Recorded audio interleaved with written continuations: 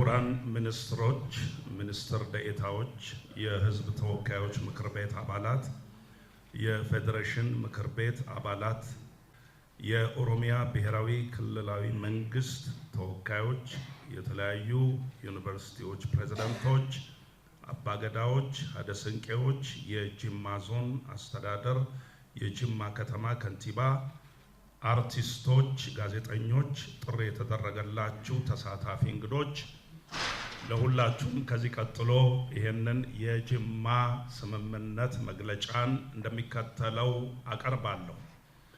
ይህ መግለጫ በጉባኤው ከጸደቀ በኋላ የኢትዮጵያ ፌዴራላዊ ዴሞክራሲያዊት ሪፐብሊክ ከጥር 3 እስከ 5 2018 የጋራ ሀገራዊ ትርክት አስፈላጊነቱን ማረጋገጥና ተቋማዊነቱን መርሆችን መዘርጋት በተሰኘው ብሔራዊ ጉባኤ ላይ የተወሰነ የጋራ ስምምነት ተብሎ ይጠቀሳል።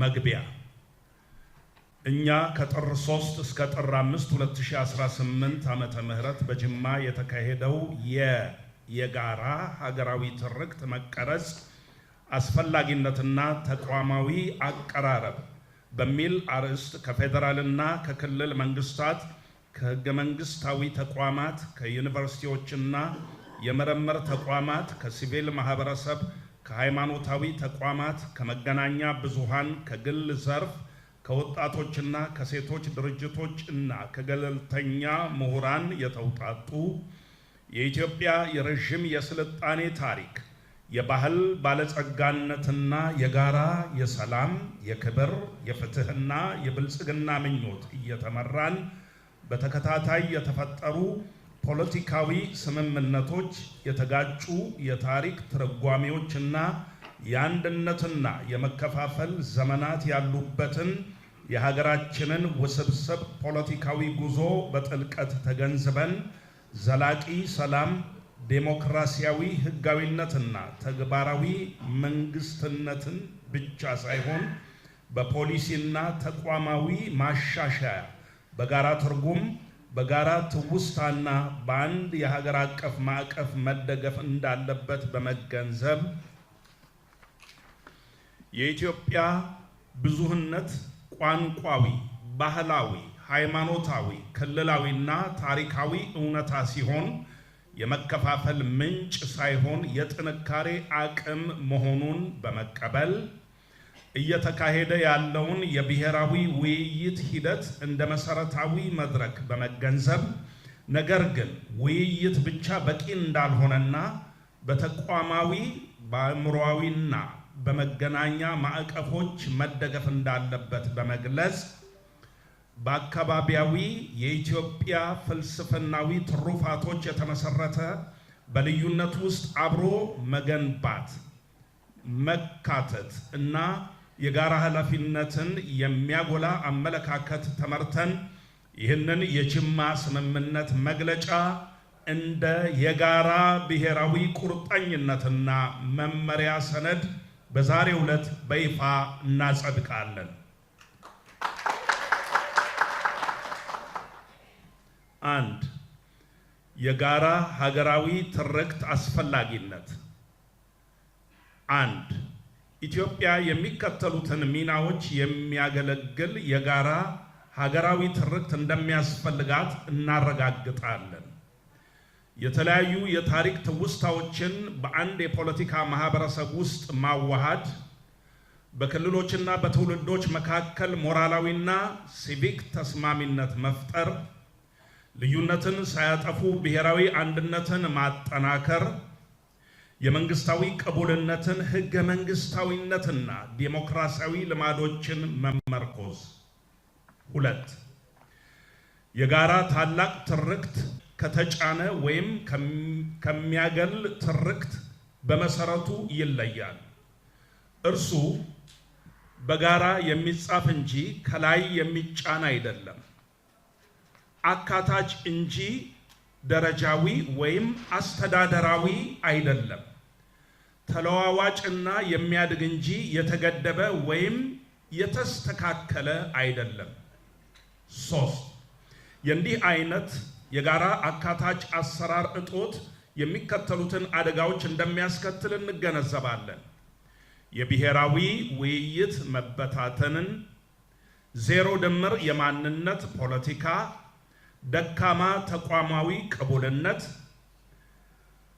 የማንወጣው የመተማመን እጦት፣ የመከፋፈልና የውድቀት አዙሪት። አብይ ቁጥር 2 የወደፊቱ የጋራ ሀገራዊ ትርክት በመፍጠር ውስጥ ልንከተላቸው የሚገቡ መርሆች አካታችና የጋራ ባለቤትነት፣ ሁሉም ማህበረሰቦች፣ ክልሎች፣ ትውልዶችና ማህበራዊ ቡድኖች በእኩል ክብርና ድምፅ መወከል አለባቸው።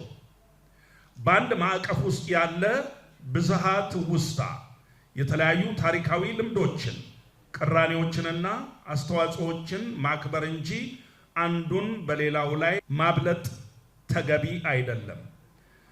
በክብር በስነ ምግባራዊ መደማመጥና የእርስ በርስ እውቅናና ቁርጠኝነት ላይ የተመሰረተ ውይይት። የጋራ ሀገራዊ ትርክቶች ከህገ መንግስትና ከዴሞክራሲ እሴቶች ጋር በማጣጣም የሰብአዊ መብቶችን፣ እኩልነትንና የህግ የበላይነትን የሚያጠናክሩ መሆን ይኖርባቸዋል። ተቋማዊነትና ዘላቂነትን የሚያረጋግጥ በግለሰቦች ወይም በየዘመኑ ፖለቲካ ሳይሆን በዘላቂ ተቋማት ላይ የተመሰረተ በታሪክ መከባበር ላይ ተመስርቶ በጋራ ኃላፊነት የሚመራ ወደፊትን የሚያመለክት መሆን ይገባዋል። አብይ ቁጥር 3 የተቋማዊነት ማዕቀፎች የጋራ ታላቅ ትርክት በሚከተሉት ዘርፎች የተቀናጀ ድጋፍ ያገኛል። 1. የፖሊሲና የህግ ማዕቀፎች በልማት ስትራቴጂዎች፣ በሰላም ግንባታ ፖሊሲዎች፣ በሲቪክ ትምህርትና በህዝብ ንግግር መመሪያዎች ውስጥ መዋሃድ። 2. ተቋማዊ ቅንጅት በሚኒስትሮች፣ በህገ መንግስታዊ ተቋማት፣ በክልል አስተዳደሮችና በውይይት አካላት መካከል ግልጽ ሚናና ቅንጅት መፍጠር። 3. አእምሯዊና አካዳሚያዊ እርከን የዩኒቨርሲቲዎች፣ የምርምር ተቋማትና የባህል ባለሙያዎች ሚና ማጠናከር። 4. የመገናኛ ብዙሃን ኃላፊነት እውነተኛ፣ ሚዛናዊና አካታች ህዝባዊ ንግግር ማበረታታት። አብይ ቁጥር 4 አጋርነትና የሂደት ቁርጠኝነት። 1. የመንግስት የሰላምና የውይይት ኮሚሽኖች የአካዳሚያ፣ የሶሻል ማህበረሰብ፣ የመገናኛ ብዙሃን፣ የወጣቶችና የሴቶች ተቋማት ሚና የሚገልጽ የአጋርነት ሂደት ካርታ እናበረታታለን። 2. ከውይይት ወደ ተቋማዊ መደራጀት የሚያመራ የደረጃ በደረጃ ሂደትን እንደግፋለን። ይህንን ሀገራዊ ምክክር አጠናክሮ ለማስቀጠል የሰላም ሚኒስቴር፣ CRPP እና ጅማ ዩኒቨርሲቲ በቀጣይ ሂደት ዋና አመቻቾች መሆናቸውን እናረጋግጣለን። አብይ ቁጥር 5 የትግበራና ክትትል ቁርጠኝነት። 1. ይህን ስምምነት ወደ ተግባር ለመቀየር በፖሊሲ ማስተካከያ፣ በተቋማዊ ቅንጅትና በቀጣይ ብሔራዊ ውይይት እንተጋለን። 2. የፖለቲካ ድጋፍ፣ የሀብት ማሰባሰብ፣ የአቅም ግንባታና የጊዜያዊ ግምገማ ስርዓቶች እንዲተገበሩ እንጠይቃለን። 3. የጋራ ሀገራዊ ትርክት ቀጣይ ከጊዜ ጋር ተሻሽሎ የሚያድግና ለዴሞክራሲያዊ ማሻሻያ ክፍት የሆነ ብሔራዊ ፕሮጀክት መሆኑን እናረጋግጣለን።